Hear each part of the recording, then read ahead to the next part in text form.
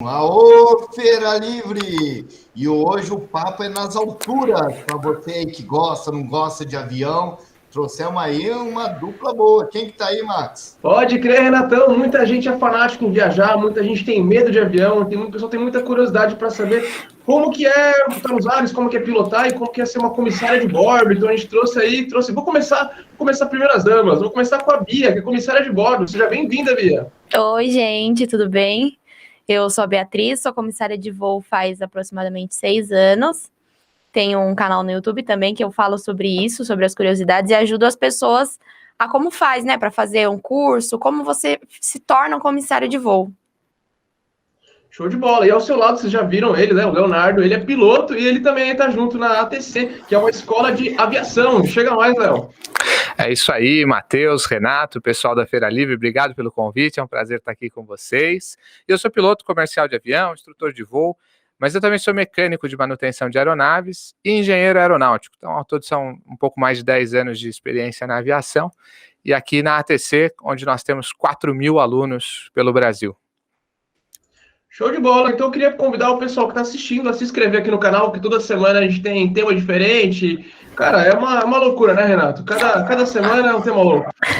Exatamente. Tivemos aí, essa semana aí saiu um podcast do amigo meu de ciência política, já entrevistamos gente que fala que a Terra é plana, já caça fantasma. Aqui a feira é livre, o assunto de tudo quando você quiser. Concorda ou não concorda, estamos aí divulgando aí informações. Exatamente. Eu queria já aproveitar e perguntar para vocês da ATC. Conta um pouquinho aí, o que vocês têm de curso? Você falou que são vários cursos. Fala um pouquinho de vocês. Nós somos uma escola de aviação do tipo 1, que nós chamamos, que é uma escola que só faz cursos teóricos. Porque na aviação tudo, né, Bia? Teórico e prático, né? Sim.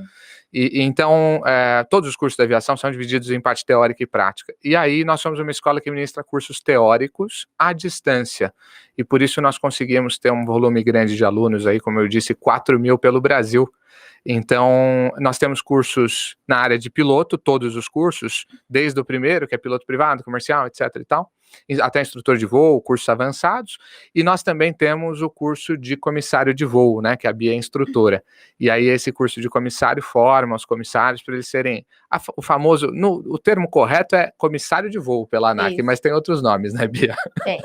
Mas o pessoal fica perguntando se tem diferença, né? Se tem o certo dizer se é aeromoça, se é comissário. Tá tudo certo, gente. É a mesma coisa. É. Então nós temos também o curso de comissário e também um curso que é bem legal de entrada, que é o de agente de aeroporto, que é um curso que, quando você vai viajar, você vai despachar a bagagem lá, alguém recebe essa bagagem, orienta você a fazer check-in, esse é o agente de aeroporto. Então é um curso de entrada da aviação que nós também temos. Então ao todo, entre cursos de piloto e tal, são 8 cursos de avião e de helicóptero, e nós estamos aqui hoje com cerca de 4.000 alunos pelo Brasil, né, com uma certa relevância no mercado e formando aí um monte de profissional da aviação todos os anos. Puta, que massa, que massa. Ô, Bia, uma dúvida, precisa falar muitas línguas para ser comissário ou é uma lenda isso aí? Então, é exigido que você fale pelo menos um idioma fora o seu, né? Hoje a gente tem empresa que aceita o espanhol como um idioma, que antes era só o inglês, né? Você tinha que falar português e o inglês para você entrar. Hoje tem bastante companhia aérea que aceita o espanhol. Então você tem que ter uma segunda língua, pelo menos. Que a gente acha que, mesmo que você faça voo doméstico, você não vai precisar falar, mas precisa, porque vem bastante estrangeiro pro Brasil. Os gringos voam muito Sim. aqui, não tem jeito, né? E para todos os lugares, assim, inimagináveis, Mas, eles vão pra conhecer. Quanto mais idioma, melhor. Sim. Não é exigência, mas se você falar 3, 4 idiomas, com toda certeza está na frente na seleção. Isso é importante. Você fala só o espanhol ou você tem mais algum que você fala? Eu falo inglês, o espanhol eu dou uma arranhada e agora eu tô aprendendo a falar francês. Bonjour. Se aparece aparece um árabe, sei lá, um chinês pedindo, você não consegue falar frango ou carne, como é que você se comunica ali? É no gesto? É mímica. Já jogou imagem em ação? Então, é isso. Aponta aqui, aponta ali. A gente... que agora eu tô sem voar por conta da pandemia, né? Eles desligaram bastante gente, mas na época que eu voava, a gente recebia bastante chinês e eles não falam inglês e aí fica naquela mímica, sabe? Tipo, aqui não, levanta, ou então ali, é só nas mímicas. Não tem jeito. Mas tem uma coisa legal que o Matheus falou, é frango ou não frango, tal. Uma coisa legal que eu já vou fazer a defesa dos comissários aqui, que a gente acha, os leigos, e isso é normal, que o comissário é uma garçonete do ar, né? Mas não é, tá? O comissário é um agente de segurança a bordo. Então, a Bia aqui, toda bonitinha lá, vestida de comissário, passou por perrengue na selva no curso, né, Bia? Aprendeu a apagar fogo, Sim. aprendeu a operar as portas de emergência do avião. Então, assim, o comissário não é um garçonete do ar, né? Definitivamente, né? Sim.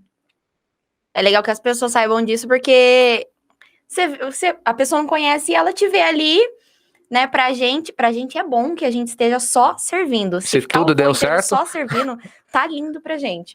Mas, na verdade, a gente tá ali pro pior, né?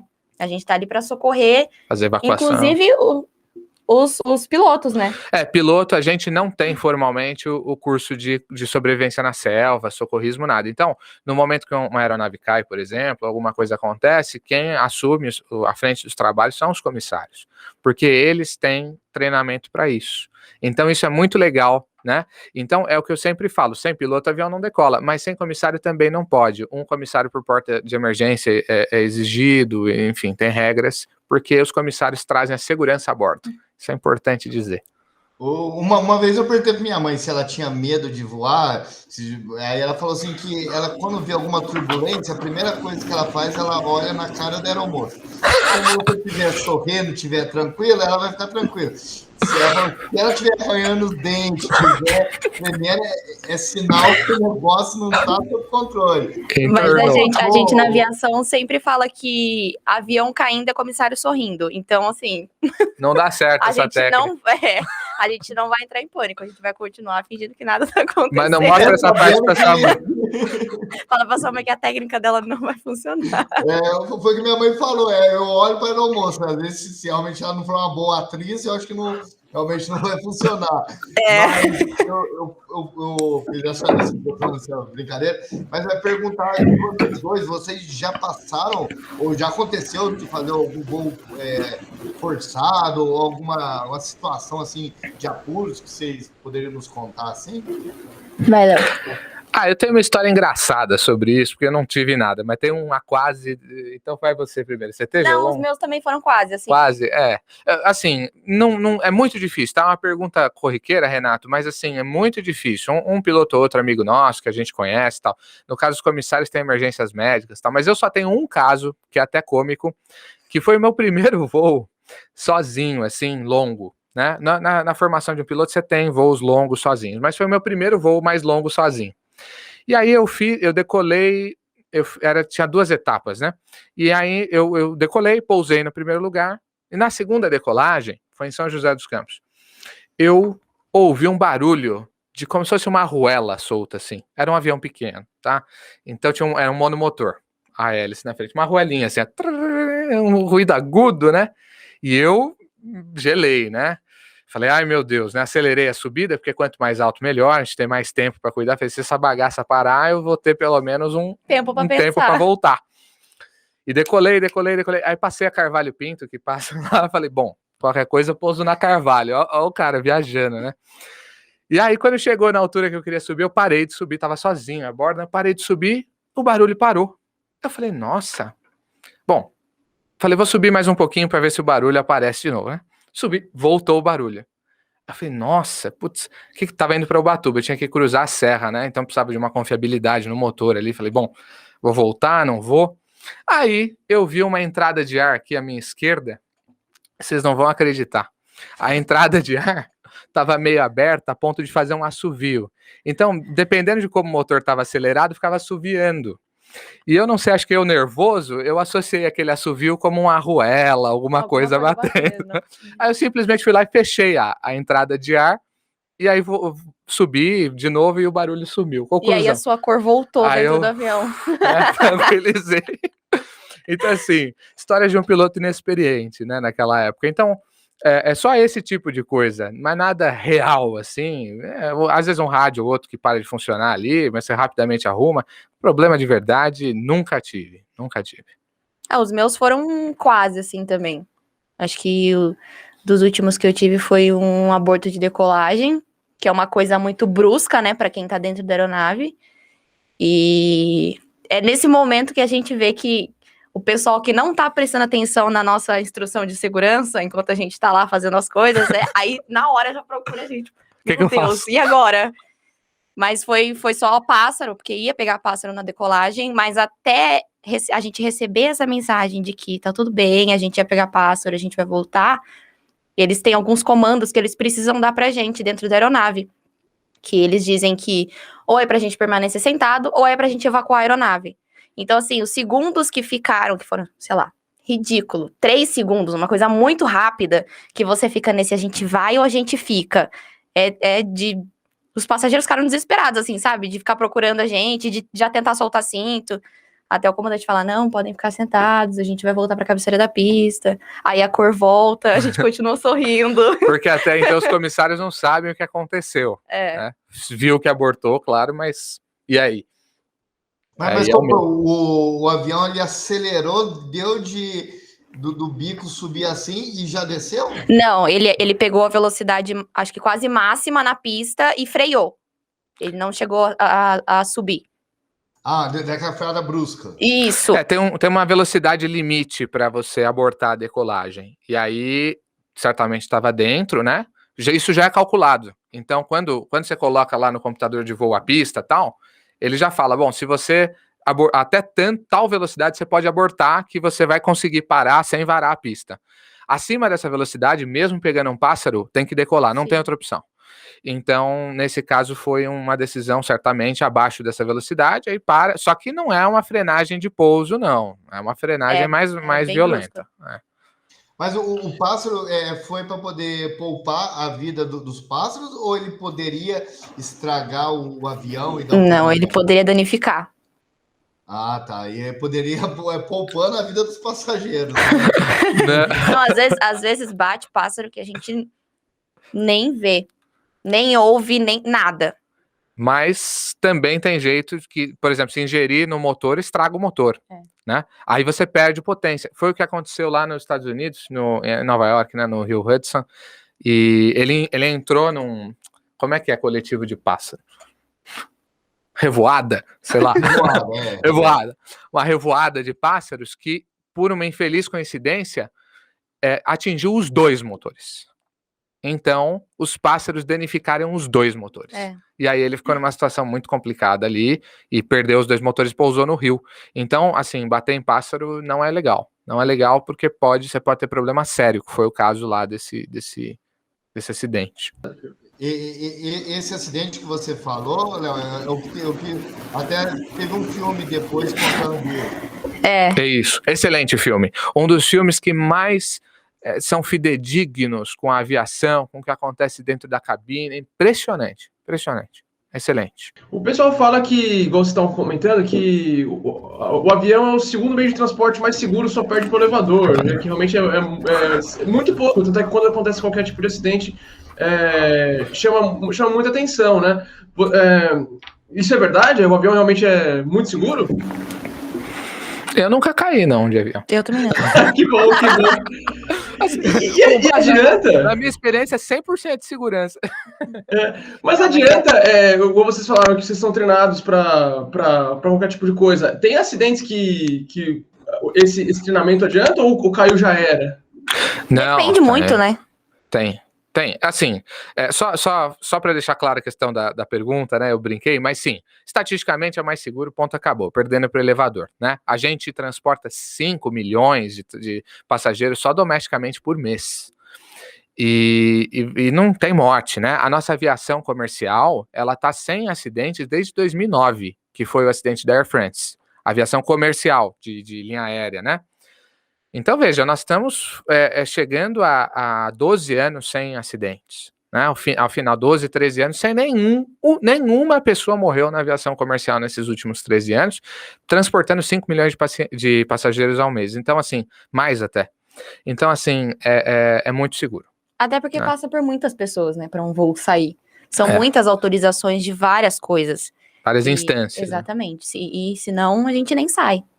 Então, é assim. Bom, aí, é o seguinte, Matheus, essa pergunta é legal. Tipo, igual a Bia é treinada como comissária para evacuar um avião em 90 segundos. É. Assim. Então, tipo assim, imagina você pegar todos os passageiros e em 90 segundos não pode ter ninguém lá dentro. Eles têm treinamento para isso e tal. Porque você tem que pensar que, ok, num acidente trágico, né? Claro, todo mundo morre, ponto, acabou. Mas você pode ter um caso de varar a pista, essa abordagem de decolagem, por exemplo, poderia ser por algum outro motivo, fogo no motor, tem que sair logo. Então, existem incidentes ou situações menos perigosas do que cair, né, em que esse treinamento deles é viável. Esse é o primeiro ponto. E o segundo ponto é que a gente está num país amazônico, né? E já teve caso na história de um avião cair lá na selva, enfim, na Amazônia, por exemplo, matar uma parte, os outros sobreviverem e terem que usar esse conhecimento e tudo mais. Então, existe sim essa possibilidade, né? Mas a aviação ela é tão segura que a gente tem tempo para treinar essas coisas que são remotíssimas, assim, sim. Mas é treinado. E você falou de voos comerciais, no caso das grandes companhias, né? Então, os acidentes que a gente costuma ver por aí são... Como é que é o nome de que quando aconteceu com Marília, Chapecoense, tem um monte de gente... Aviação geral. É muito diferente pilotar um avião desses menores para um desses grandes? Diferente, do ponto de vista técnico, assim, segurar na mão é totalmente outra coisa, né? Mas não é por isso que a gente tem mais acidentes na aviação geral. É porque a aviação geral ela é menos regulada e menos fiscalizada, entende? Então, por exemplo, na aviação geral a gente pode voar com um piloto só, em alguns aviões. Na aviação comercial não pode, mesmo que o avião tenha sido projetado para isso. Na aviação geral a gente voa sem comissários. Pode. Na aviação comercial, não pode. Tem que ter um comissário. É por porta, né? Então... não, é por passageiro. Não, comissário de voo... por número de passageiros, né? Então, tem uma relação entre número de passageiros, enfim. Existe toda uma regulamentação para isso. Então, são mundos diferentes, tá? Mundos totalmente diferentes. Na aviação comercial, por exemplo, só para vocês terem ideia, tá? Uma coisa que a gente nem imagina, mas essa é uma curiosidade legal. Sabia que o piloto não calcula o combustível? Na aviação comercial não calcula. Como funciona? Tem um despachante operacional de voo que fica lá numa salinha, pega os dados e faz esse cálculo para ele. Ele é o responsável, comandante, ainda. Mas quem faz aquele trabalho é um cara treinado e estudado para isso, que é o DOV. Então, despachante operacional de voo. Algo inimaginável na aviação geral. Envolve muito mais pessoas, né? Exato, é isso que a Bia falou. E aí você vai colocando camadas de segurança. Então, o DOV pega, tem software, tá? O despachante. Ele pega e coloca lá a pista, o peso.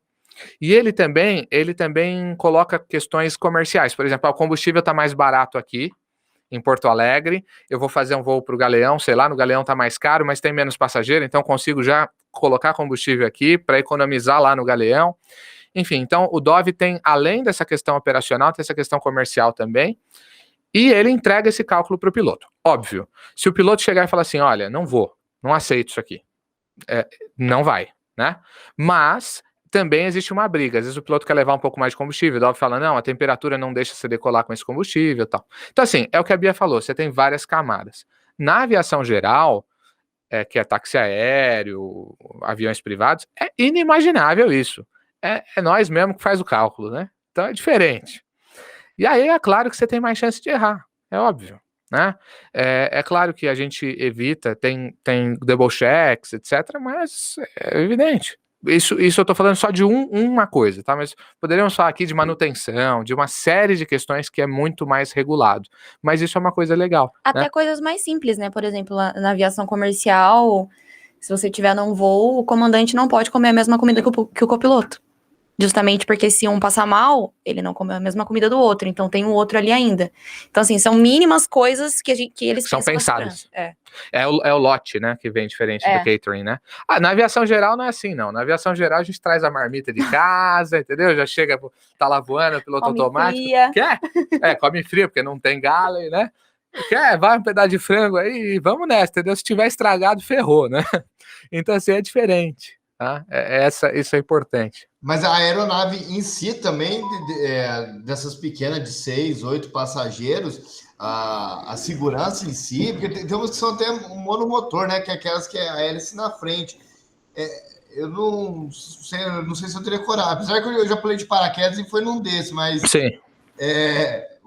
Mas ali você já tava com paraquedas, né? Aí Qualquer coisa você só entrou ali porque você já de tava com paraquedas. então, Depois você já pulava. espero que eu esteja alto aí, para não ter 100 metros e resolver cair. Aí dá ruim demais.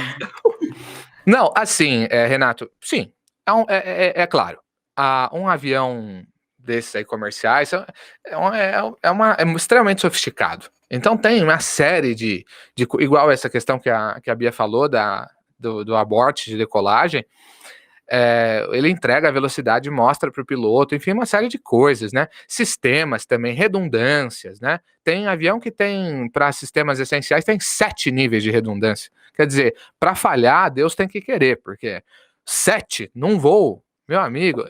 O que seria um nível de redundância? Oi? O que seria um nível? O nível de redundância seria assim, por exemplo, vamos imaginar um sistema elétrico, tá? Elétrico é importante. Então, a gente tem um gerador por motor. Dois níveis. Aí a gente tem mais um backup generator para um gerador backup para cada motor. 4 níveis. Aí nós temos baterias. Aí nós temos APU, que é um outro motorzinho, e nós ainda temos em alguns aviões o que nós chamamos de Ram Air Turbine, que é uma turbininha, a HAT, que é uma turbininha que desce assim embaixo do avião e vira um catavento para gerar energia. Então, para o avião ficar sem energia, nem todos esses 7 tem que ter falhado. Deus tem que querer. Agora, é claro que num avião pequeno não existe redundância assim, 7 níveis de redundância, esquece. 2, 3 e olhe lá, né? Mas é claro que tem redundância, é seguro, mas é menos. Você tem razão nesse sentido. O que não quer dizer que é perigoso, tá? Eu entendo seu medo, Renato, mas pode voar, tá tranquilo, tá? Por exemplo, motor de aeronáutico, mesmo o a pistão, ele tem 2 magnetos ele tem 2 velas, né? Quem conhece motor de carro sabe que tem uma vela só, né? O motor de avião tem 2 velas em sistemas diferentes, então se um grupo de velas apagar, você ainda tem outra.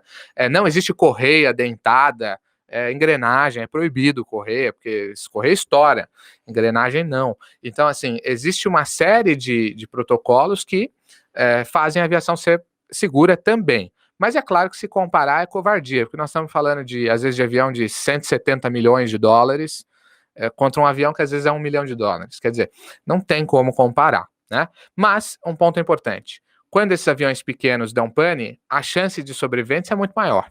Então a gente pode colocar num canavial, numa rodovia, como eu falei há pouco, né? Eu olhei a Carvalho Pinto e falei, opa, é ela mesmo, né? Vamos para a rodovia. Então, assim, dá para pensar, um avião grande, geralmente, quando cai, o estrago em termos de vida humana é mais grave. No caso da Marília Mendonça, que realmente chocou o país aí, vocês sabem exatamente o que aconteceu? Qual foi o problema para ter acontecido o acidente? Acidentes, Matheus e Renato, embora a gente estava falando sobre isso agora há pouco, né? Acidente, assim, ó, embora existem vários especialistas comentando, etc e tal, a gente precisa tomar muito cuidado, né, ao dizer. Então, o que nós podemos dizer é o que a gente sabe. Nós sabemos que ela estava num avião de táxi aéreo, que era um King Air, que chocou-se contra uma linha de transmissão, isso é fato, caiu e 5 vidas pereceram. É isso que nós sabemos. Qualquer coisa para além disso é especulação.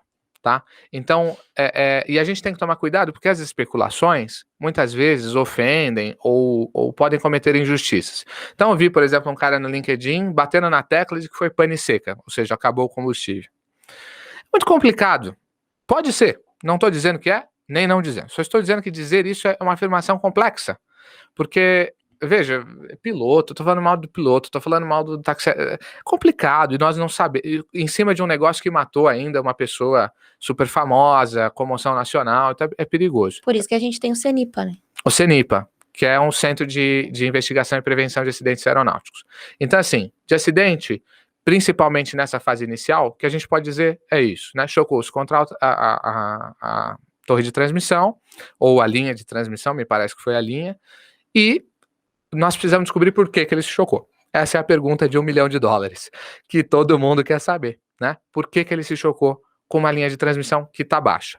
Agora, para a gente não deixar de falar sobre acidente, que também não é legal, eu acho que é importante a gente entender, né? Não simplesmente fugir e falar, olha, é isso que dá para falar. Eu acho que é legal falar como a Bia começou. Existe o CIPAER, que é o Sistema de Investigação e Prevenção de Acidentes Aeronáuticos. É um sistema nacional que investiga e previne acidentes aeronáuticos. O órgão central desse sistema é o CENIPA, que é o Centro de Investigação e Prevenção de Acidentes Aeronáuticos. E aqui vale uma coisa importante.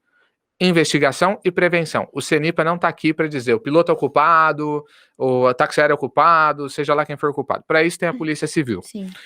O CENIPA, ele é um órgão extremamente técnico para descobrir as causas do acidente, para a gente evitar que ele aconteça no futuro.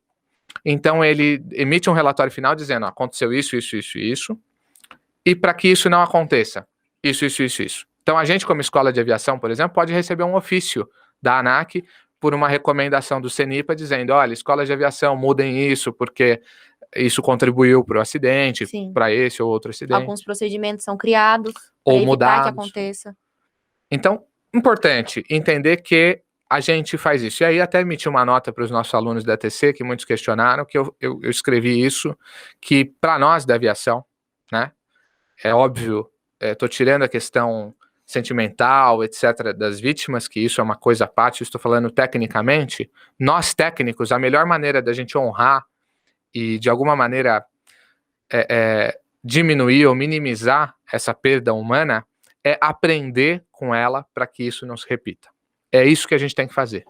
Então, comentar levianamente, ao meu ver, não é muito, muito legal. E, infelizmente, a mídia cai matando. É o que mais tem na internet. Né? O que mais tem. Aí o pessoal começa teses especulatórias e tal.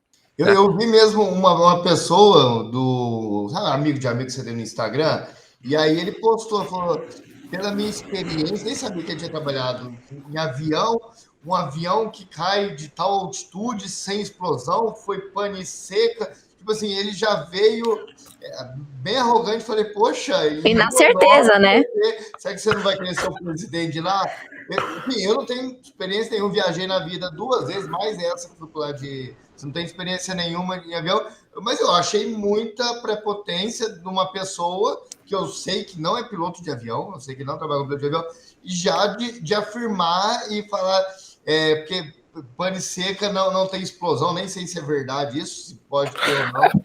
É difícil saber, né? Ali pousou na água, pode ser que isso tenha influenciado. Não se sabe. Essa queda desse jeito só aconteceu essa vez, então é a primeira vez. E provavelmente, né, eu acho que vai ser difícil de saber o porquê da altitude baixa, porque não tinha caixa preta no avião, né? Não, mas é possível determinar, sim. Sim, muito. Quais seriam as hipóteses que levariam a ver por que o piloto estava voando abaixo? São vários métodos, tá, Renato? Mas, assim, é difícil uma investigação ser inconclusiva, mas por aí. E é legal isso que você falou, igual esse do seu amigo, né? A investigação vai levar 1 ano e meio para dizer, né? E a gente, 1 ano, 1 ano e meio. E a gente não vai dizer em alguns dias, ainda mais sem informação, né? Mas, assim, ó, o CIPAER tem algumas filosofias. E uma delas é muito legal, que é assim, ó.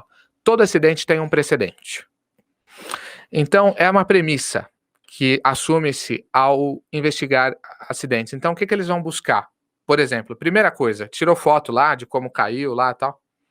Vão buscar outros acidentes. Puxa, quais são os acidentes que nós tivemos uma cena semelhante? É um ponto de partida. Entende? E ali você vai começando a puxar o fio do novelo de lã. É um trabalho árduo, técnico pra caramba, mas que sim, é possível determinar até mesmo em avião sem caixa preta. É possível. E vamos determinar. Eu tenho absoluta certeza disso. Muito difícil a gente não ter. Como você começa, aí você tem uma testemunha ocular, um dado aqui, um dado ali, o jeito que caiu, a forma, tal. Você vai montando, entende? E eles chegam num relatório que é impressionante. É impressionante. Se você pegar os grandes acidentes de famosos, que o pessoal já conseguiu descobrir tudo, por exemplo, Chapecoense, Mamonas Assassinas, que é bem antigo, o pessoal já consegue saber exatamente tudo que aconteceu depois. Não tem segredo. Sim, não tem segredo. Existe o relatório final, né? Se a pessoa entrar no site do CENIPA, vai lá em relatórios finais, a partir de 2007 tem o relatório. de todos os acidentes que aconteceram. Isso porque houve uma digitalização em 2007. Mas se você solicitar, você consegue anteriores também. Mas 2007 está lá, disponível, né, para quem quiser pegar. E aí você pode ler o relatório. É evidente que um leigo, ao ler esse relatório, não vai ter tanta facilidade de compreender, mas não é tão difícil, não. Se você tem muita curiosidade, né, aqueles ouvintes que tiverem muita curiosidade, vale Sim. pegar um relatório e ler, né? Então, do Mamonas, a gente sabe exatamente o que aconteceu, Chapecoense, sabemos exatamente. O Mamonas foi o quê? Foi aqui Em Guarulhos. Mas qual foi o motivo do acidente? O Mamonas, eles tinham trocado de avião, né, para não ser tão técnico, e aí os pilotos não estavam acostumados com um avião tão rápido, né? E eles estavam um pouco perdidos, e o procedimento de arremetida dizia que tinha que virar à direita, e eles viraram à esquerda. E a esquerda tinha um morro, né? E por isso que o procedimento dizia para virar à direita. O procedimento não vai dizer entre no morro, né? E aí a torre falou, né, para ele, o controlador falou, olha, você remeteu pro lado errado, tá? Ele falou, não, eu estou visual, tô vendo o morro. E aí a torre falou assim, beleza, então pode ficar aí. A torre não tá errada, tá? Se o piloto falou que tá vendo, meu amigo, tá vendo, não vai bater, né? E aí houve um erro de ilusão de ótica, que ele achou que estava longe, mas estava perto. E aí ele entrou voando no morro, tá? Mas basicamente foi isso. Esse é um tipo de acidente muito triste que nós chamamos de CFIT, que em inglês é uma sigla para voo controlado contra o terreno. Então o avião estava perfeito, estava respondendo, o voo estava controlado e bateu no terreno. Isso, nesse caso específico, aconteceu devido a uma ilusão de ótica, né? E aí, mas é claro que um acidente não é um erro só, são vários, né? Então, eles terem arremetido para o lado errado, terem chegado errado na aproximação, estarem meio perdidos e tal, e coisa, né? Existe uma teoria de que um deles, dos Mamonas, estavam a bordo, mas isso não consta no relatório. Eu lembro disso aí. O pessoal falava que alguém resolveu pilotar lá, isso é mentira. Pelo que a investigação concluiu, não fala disso. Não tem nada. Dizem que os pilotos estavam lá e tal. Certamente, se ele tivesse, o relatório. Se tivesse encontrado alguma evidência de que ele estava na cabine, o relatório teria dito isso. Agora, não tão mais recente, né, comparado com o Mamonas, o Eduardo Campos, eu lembro que tanto o Eduardo Campos, como depois morreu algum juiz, alguém importante relacionado à política, que muita gente começou a especular como queima de arquivo. Se fosse alguma coisa, era possível descobrir se tem alguma coisa, se realmente foi armado? Eu acho que depois foi o Teori Zavascki em Paraty, né, que é o ministro do Supremo. Esse mesmo.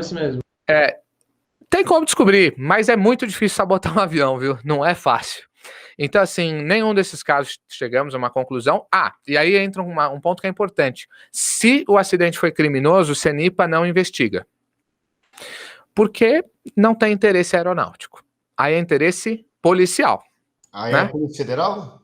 Polícia Civil. Civil. Né? Geralmente, num acidente igual esse da Marília Mendonça, o CENIPA está investigando e a Polícia Civil também, concomitantemente. A Polícia Civil na esfera criminal, para descobrir os culpados e tal, e o CENIPA dentro da aviação. Agora, se teve se foi criminoso o acidente, não tem por que a aviação investigar. Sim. Né? Não faz sentido. Porque a gente não tem que aprender com aquele acidente. Quem tem que aprender é a polícia, para evitar que sabotem, para evitar, né? Então, assim, o CENIPA não investiga acidente criminoso, tá? E nesses dois casos ele investigou, chegou no final, etc e tal, e as conclusões foram muito claras lá, de uma desorientação espacial. Essa é uma coisa que o pessoal não acredita, né? Mas eu faço isso com um aluno em voo. Tô aqui voando, né, com o aluno, tô num voo reto e nivelado, igual a Bia tá aqui, vai imaginar que tô eu e a Bia. Eu falo, Bia, fecha o olho. E aí eu falo para ela pegar com a mão e fazer assim as atitudes que ela sente com o avião. Eu faço uma curva para a esquerda, ela faz assim com a mão. Faço uma curva para a direita, ela faz assim com a mão. Subo, aí ela faz assim.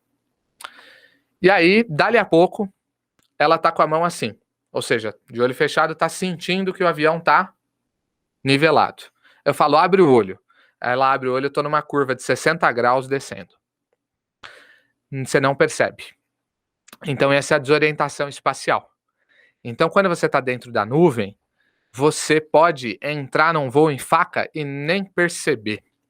E foi mais ou menos o que aconteceu em ambos os acidentes, né? Tem a ver com desorientação espacial. É muito difícil os leigos entenderem isso, que parece parece mágica, né? Você sente que você tá nivelado e o avião tá quase de ponta cabeça. Acontece isso por um fenômeno físico e tal, mas acontece. É comum. Isso até com pilotos experientes ou é só... Sim, Porque você não tem um ponto de referência, né? Porque você está dentro da nuvem, está tudo branco. tudo branco. Ele pode estar assim, e aí você vai ver que você está quando você sair da nuvem e estiver a 1 quilômetro do solo, né? Então aí dentro da nuvem ele não percebe, né? E mesmo pilotos experientes. E aí para isso nós temos os instrumentos. Para você ter ideia de como isso é crítico, a nossa habilitação de piloto que vence mais rápido é de instrumentos. Instrumentos e instrutor de voo, mas instrumentos 1 ano. Então, a cada ano a gente tem que renovar essa licença, fazer simulador e tal. O resto vale 2 anos. Então, é porque é muito crítico mesmo. Voar dentro de nuvem é embaçado. Não é legal. Deve ser tenso. A gente tá falando de muito de acidente que a gente viu, analisou. Mas teve um, que não é nem sei se é acidente, acho que da Malásia lá, um voo que sumiu, um avião, nem sei se já acharam. Teve um negócio desse que desapareceu um avião? Teve uma onda, não teve, Bia? Você lembra disso? Eu acho que teve. Teve uma onda, parece que sumiram uns 2, né, de uma vez, né? Encontraram pedaços, não sei de qual, tá? Porque esses acidentes internacionais... Mas foram, acho que poucos pedaços. Poucos pedaços. Foram poucos. Poucos pedaços. E aí tem teorias malucas, né? Que o piloto pousou numa ilha e trocou tal. Mas os engenheiros, tinha alguém, tem um monte de teoria. é uma teoria. Mas acontece que, gente, você já imaginou? Você tá a 10 quilômetros de altitude. 10, 12 quilômetros de altitude. Alto pra caramba, né? Em relação ao nível do mar. Aí no meio do Atlântico, de algum oceano, não sei qual foi que eles caíram, você despedaça lá em cima, né? Imagina o índice de espalhamento desses destroços e ainda as correntes, etc e tal, né? Então eu lembro que na época a área de busca era mínima, era tipo 2% do que poderia cair, sabe? Então a gente não consegue buscar isso, não. Então, para mim, pessoalmente, a especulatório, eu acho que é isso, é uma coisa que é muito difícil da gente descobrir. Então entra naqueles poucos acidentes que o Renato tá falando, né, de, poxa, será que vai descobrir? Esse da Marília Mendonça, a cena do acidente leva a crer que muito dificilmente não dê. Mas um acidente como esse aí já começamos a ter dificuldades técnicas maiores, né? Você não tem nem destroço, da onde você vai partir, né? Difícil, muito difícil. Aí, mas é aqueles acidentes raros, né? Muito raros. Triângulo das Bermudas existe? Eu sei que não é pra lá, né? Se tiver em outro lugar, né? Tem negócio de um ponto, o avião some, sei lá. Você sabe de alguma coisa disso? Eu sei, tem uma lenda, né? Que os aviões somem lá, não é? Uma lenda. Também. Eu sei que navio. Nesse Triângulo das Bermudas não é do outro lado da África, sem ser esse do Oceano Atlântico, do outro lado, perto da Ásia. Eu não sei exatamente onde é.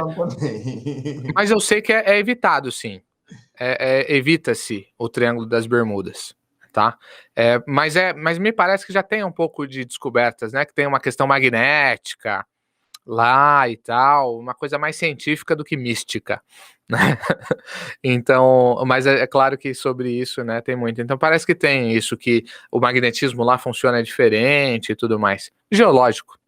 Ele tá dizendo que é pra cima. Pra cima? Você na Flórida? Então, tinha essa ideia que era nos Estados Unidos, né? O Triângulo das Bermudas é nos Estados Unidos? Eu acho que é para os Estados Unidos, se eu não me engano. Estados Unidos, Estados Unidos, nós estamos vendo aqui.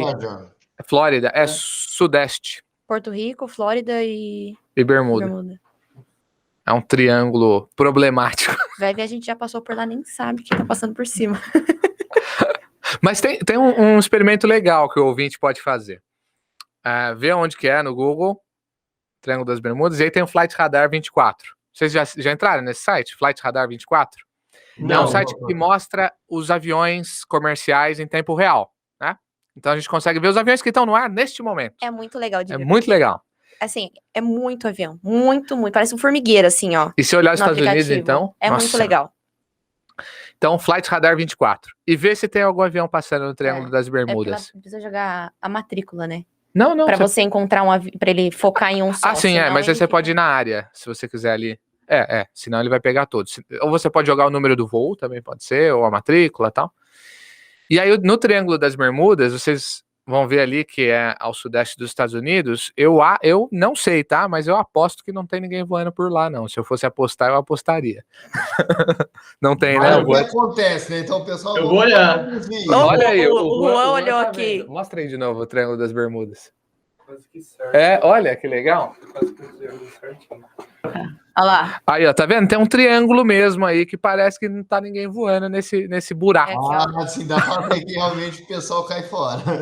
Caramba. Alguma coisa ele tem. Lenda ou não, as pessoas estão se prevenindo de passar ali Lenda ou em não, cima. melhor deixar quieto.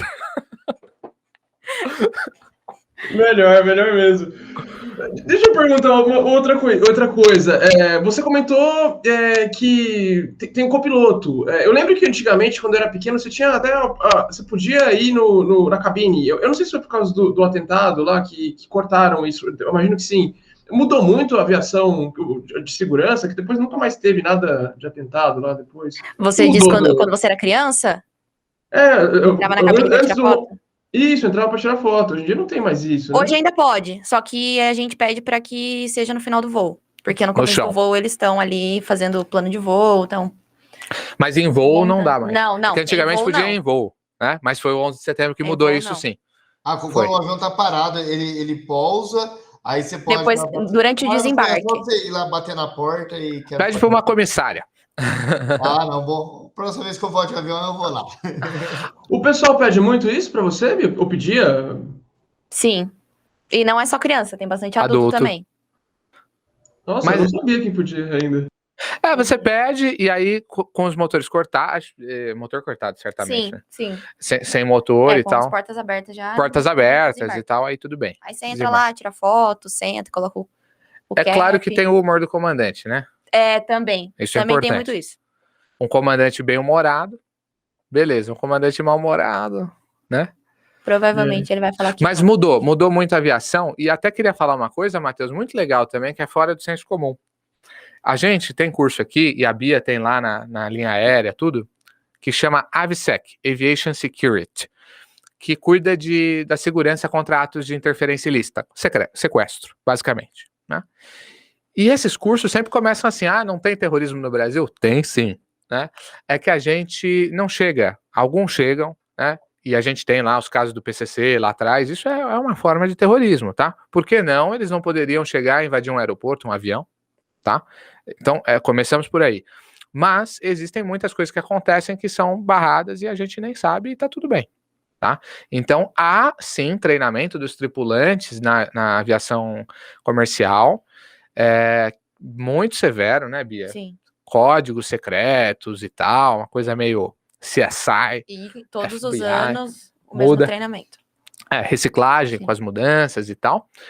E sim, mudou muita coisa, né? Entre elas a porta blindada na cabine, o que não existia antes era uma cortininha, e muitos comandantes gostavam de voar com a cortina aberta, inclusive. E o passageiro bastava, né, dar aquela virada de pescoço ali no corredor, que seria capaz de ver o trabalho na cabine. E você está falando de que ano, mais ou menos?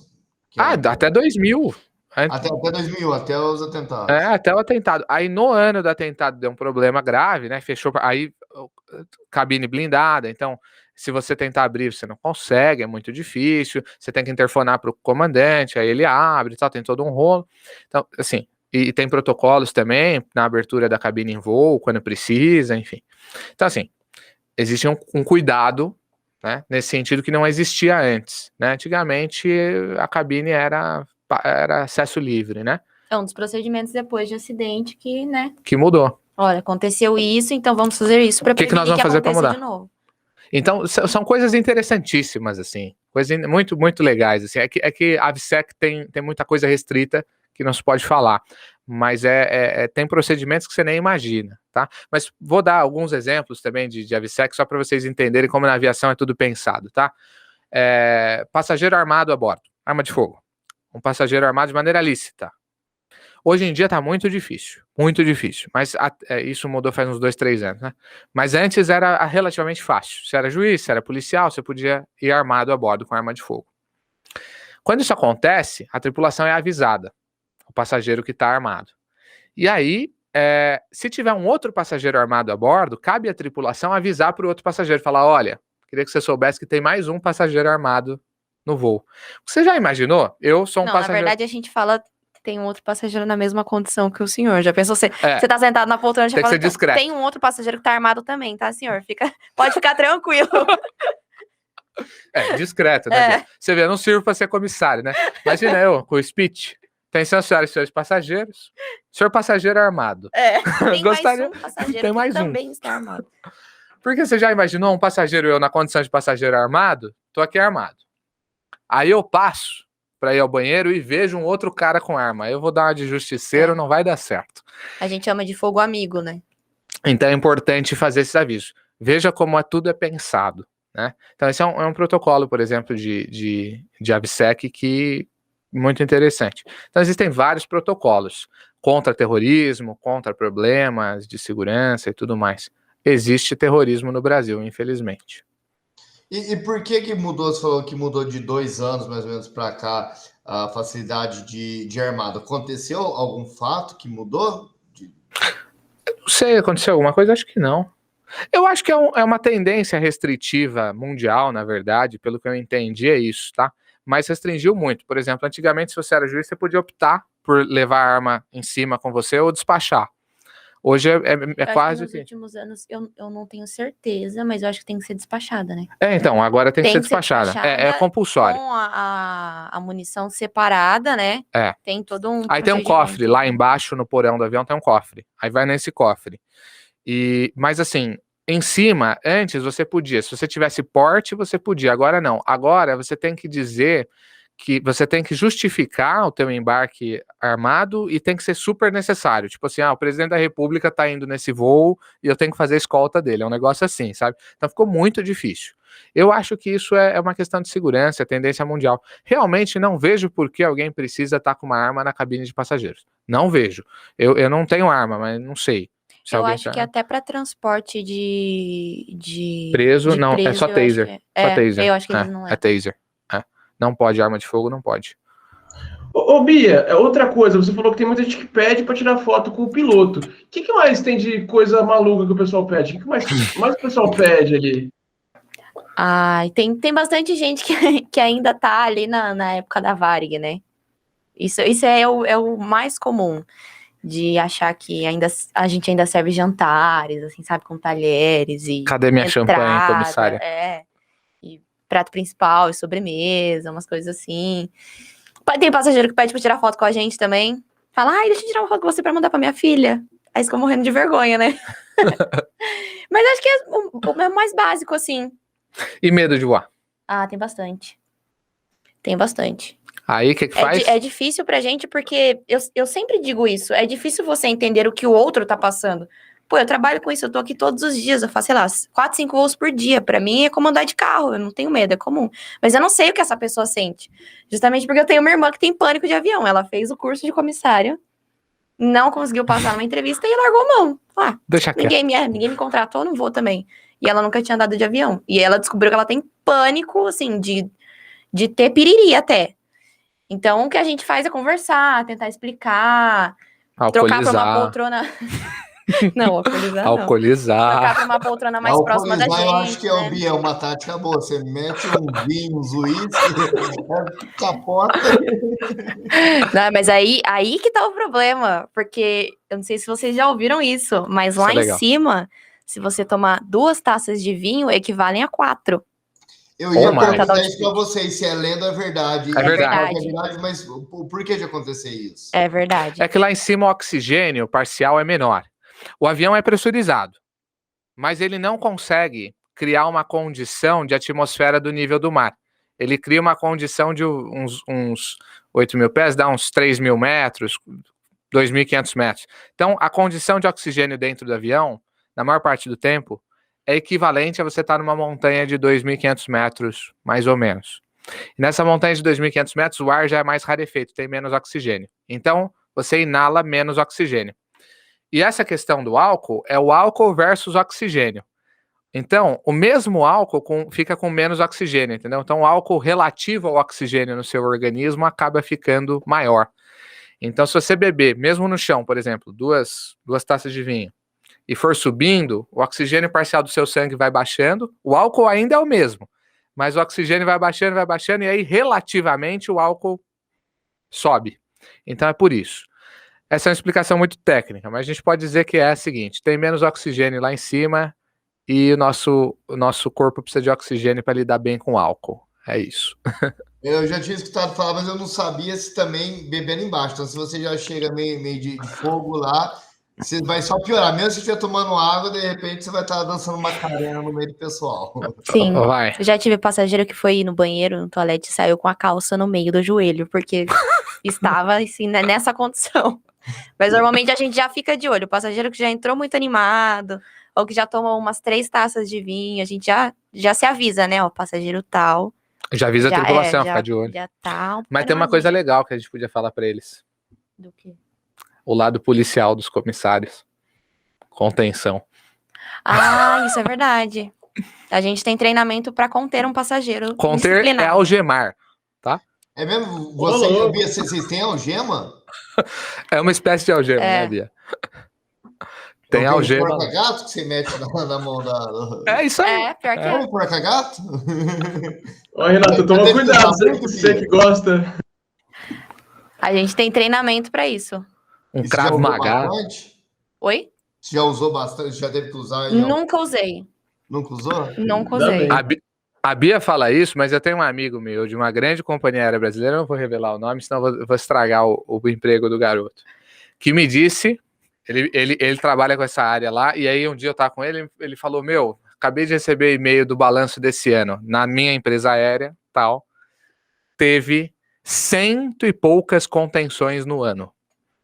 É muito, eu acho. Porra, 100 pessoas contidas que foram algemadas. Né? Acontece. Muita gente. Mas esse é algemado do quê? De ficar causando, de ficar tirando a paz da galera? Qual que é o motivo de vocês conter essa... É a partir do momento que começa a colocar a segurança do voo em risco. Independente de estar embriagado, estar, sei alterado lá, por qualquer motivo. Colocou a segurança em risco. A gente tem os avisos, né? Até o dado momento que a gente amarra a pessoa. E porque é só chapadão lá, cantando alto, incomodando as pessoas em si. Não, aí não. Aí é só pedir para dar uma seguradinha, né? Mas é preciso tomar cuidado, porque pode ser que uma situação dessa evolua, né? Porque aí os outros passageiros podem começar a ficar irritados, um pode querer ir lá e bater no cara. Então, precisa tomar cuidado. Você tá a 800 km por hora, alto pra caramba, e não tem o que fazer. Mas acho que na maioria dos casos que eu vi... De contenção. Que eu vi, não pessoalmente, que eu soube para outras pessoas. Os passageiros se encarregam de fazer isso. Na maioria dos casos que as pessoas me contaram. Inconveniente no voo que o passageiro já pega. Moça, deixa que o ódio eu amarro ele. Me dá isso aqui que eu vou amarrar. Mas é uma situação complicada. É uma situação complicada, vocês podem imaginar, pelos motivos óbvios, né? Mas tem uma outra situação que é complicada também, que é tipo assim, você não pode amarrar ele numa parte fixa, por exemplo, amarrar ele na poltrona, porque isso depõe contra a segurança de voo.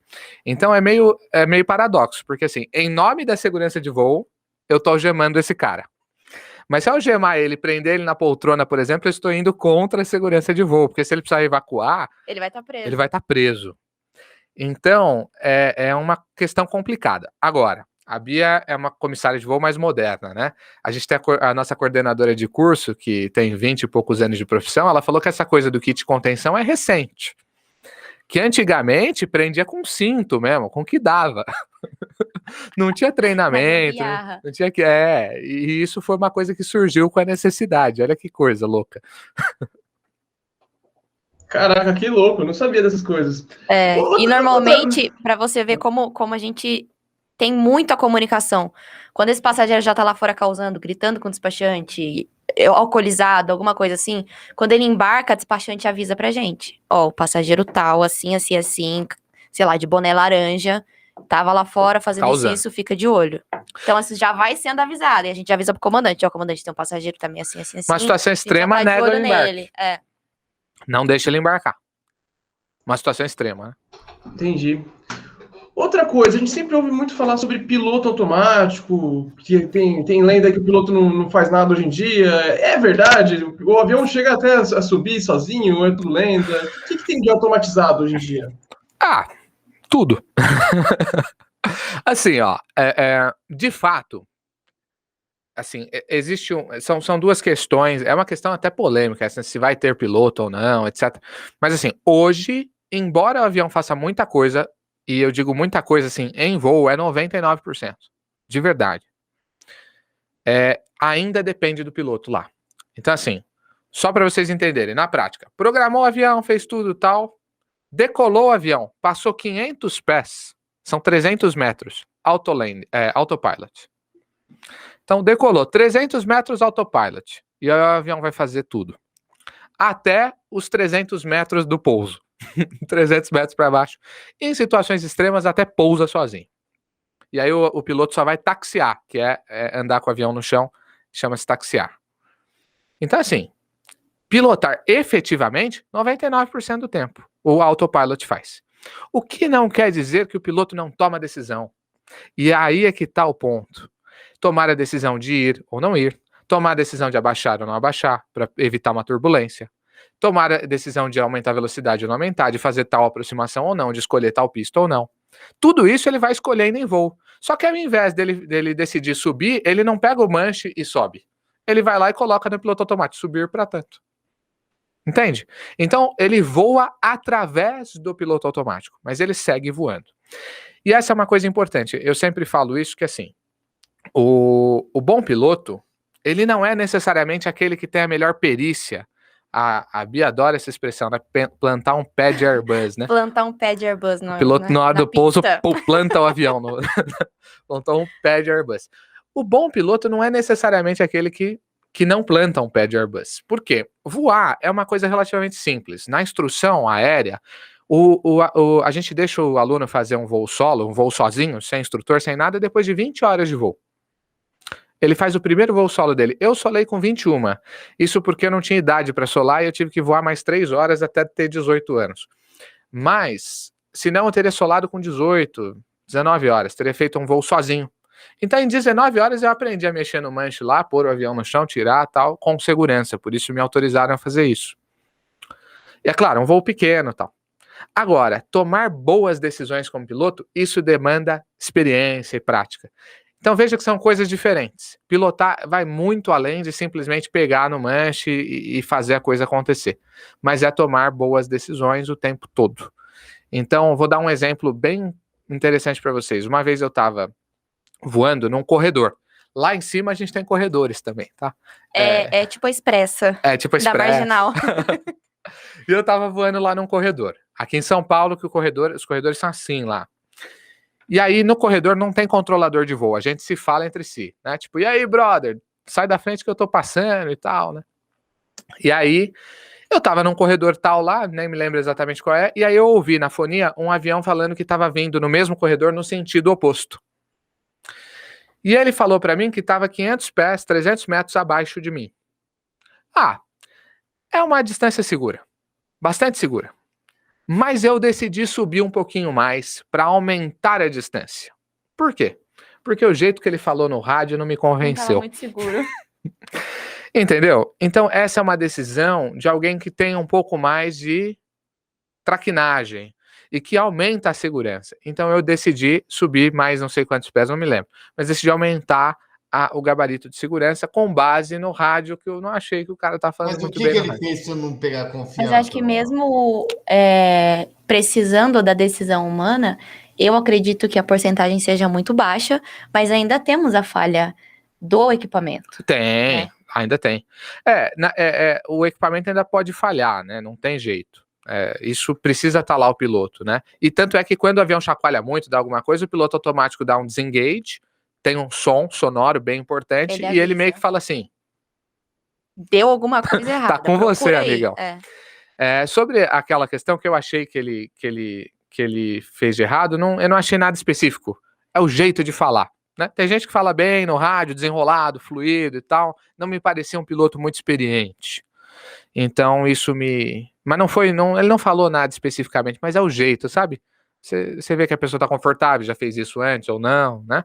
Então, aquilo me acendeu uma luz amarela. E aí a gente vai tomando a decisão. Então, tem a questão da tomada de decisão em relação ao piloto automático, e isso que a Bia falou. E se o piloto automático falhar? Como é que fica? Complicado. Precisa ter alguém lá. É raro. É raro. Eu acho que... Não sei. Se aconteceu, a gente não sabe, né? Então, assim, o piloto ele vai ser sempre essencial. Agora, voos autônomos, vou dar uma declaração polêmica aqui. Vai acontecer, no meu entendimento. Vai demorar muito. Quando eu digo muito, são décadas e décadas e décadas e décadas e décadas e décadas e décadas. Mas vai demorar. Porque hoje a gente voa com os nossos aviões com softwares de 90, com softwares de 30 anos atrás. Porque eles têm que ser exaustivamente testados para poderem voar. Então, vai demorar muito para isso acontecer. Vai demorar muito. Muito mesmo, assim. Muito tempo. Porque na aviação as coisas são meio lentas. Justamente para prover segurança. Sim. Léo e Bia, queria agradecer vocês terem participado. Acho que a gente falou muita coisa interessante. Gostei bastante desse papo. Vocês querem deixar algum recado final? Algum abraço aí para alguém? Para seguir alguma página? Podemos anunciar, né, Bia? Nós vamos até cortar isso, mandar para os nossos alunos, ou pegar o podcast de vocês, que a gente vai fazer um podcast. Sim.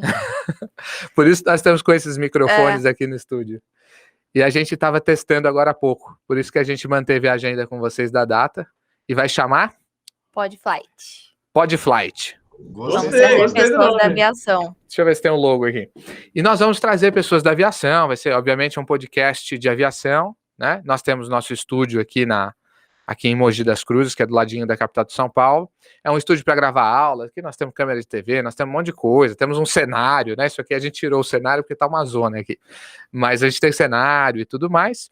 E a gente está trabalhando nesse projeto aí para que ele aconteça até o ano que vem, vai iniciar, né? Então, esse aqui é o logo. Põe aí para nós. Esse canal no YouTube, vocês já podem se inscrever, né? Podflight. E nós temos já isso aí. Vai ser bem legal, né, Bia? Vai ser bem divertido. Vai ser pro Qual ano que é que o vem. intuito do podcast? É vocês pegar só o pessoal do aero e falar de curiosidade? Ou vão trazer pessoas amantes de avião que não são profissionais? Como que é esse projeto? Acho que a ideia é o pessoal da aviação, né, Bia? Então, nós estamos fazendo piloto de caça, piloto de águia, que é os helicópteros da PM, comissários dos mais diversos. E ter esse bate-papo que a gente teve aqui, né? Mas de uma maneira ampla, com diversos profissionais e tudo mais, através desses episódios, né? Então a gente está bolando, o logo saiu o final hoje, então estamos comprando equipamentos, testando. Tá sendo gostoso, né? Tá. E aí a gente vai começar, deve ter um episódio piloto esse ano, e no ano que vem deve ter estamos trabalhando para ter 2 episódios por mês, né? Isso. Porque nós vamos trazer o pessoal aqui, então tem uma dificuldade, né, logística, né? Então é isso. Mas aí tem o seu canal também, né, Bia? Eu tenho um canal no YouTube, quem quiser procurar, é Bião Airlines, que eu conto de histórias, né, que eu passei, e ensino as pessoas como faz para ser comissário, ter o passo a passo lá do que você precisa fazer, aonde você estuda, aqui na TC, inclusive, né, que a gente tem o curso, agora na pandemia ficou muito mais fácil de fazer, porque foi ajustado para distância. E tem o meu Instagram também, que é @BiaROliveira, que eu dou dicas também sobre aviação, para entrevistas e essas coisas. E os canais da TC, é claro, a TC Escola de Aviação Civil em todas as redes, aí no Instagram, @TC Treinamento, onde nós temos diversos cursos de aviação, milhares de alunos e que nós estamos totalmente abertos a receber algum ouvinte que eventualmente tenha se apaixonado e gostado, falado, não, quero ir para essa área, a gente vai receber com prazer. Diz que vem aqui, diga para nós que viu a gente aqui no Feira Livre, que a gente vai ficar feliz de dar esse retorno para eles. Então, eu acho que é isso. Eu não tenho redes sociais, eu sou do Homem das Cavernas, né? Mas através das redes da ATC, com toda certeza vocês vão me ver, vão até enjoar de me ver. E aí a gente está lá, né? Mas eu queria, para encerrar, Matheus e Renato, agradecer. Foi um convite inesperado, né, Bia? Mas muito legal. Aí Foi bem divertido, a gente adorou. o Alex chegou, falou para mim, eu falei, não, vou dar uma olhada, assistir, é claro, alguns podcasts de vocês. Achei muito legal a pluralidade e tudo mais, de ideias, e a forma com que vocês enfim, conduzem as coisas e tudo mais. E achei muito legal a gente trazer um pouquinho da aviação. E, eu encorajo vocês a trazerem outros nomes da aviação, a gente faz essa ponte para vocês, se vocês quiserem, porque a aviação é um tema muito gostoso, muito legal de ser falado e vale a pena ser explorado. Pô, legal. A gente vai querer aí tua ajuda aí. É um assunto que muita gente se interessa, inclusive quem gosta e quem tem pavor, ambos se interessam por esse assunto. Eu acho que é um dos poucos assuntos de quem tem pavor se interessa. E assim, vocês estão de portas abertas para voltar, também trazer gente, às vezes fala, pô, eu conheço um piloto que caiu de avião, sobreviveu, às vezes quer contar uma história, poxa, bem legal, tá portas abertas aqui para sempre estar participando. É isso aí, boa sorte aí pro Podflight. Quando sair, eu vou me inscrever, vou acompanhar. Estou bem ansioso. É o que o Renato falou, né? A galera é apaixonada. Tem um pessoal que é vidrado em aviação, né? Entende tudo. É muito louco isso aí. Mas obrigado por ter participado, vocês dois. Ficamos por aí. Toda terça-feira estamos aí de volta com temas diferentes e vamos que vamos. Valeu, pessoal. Forte abraço. Valeu, pessoal.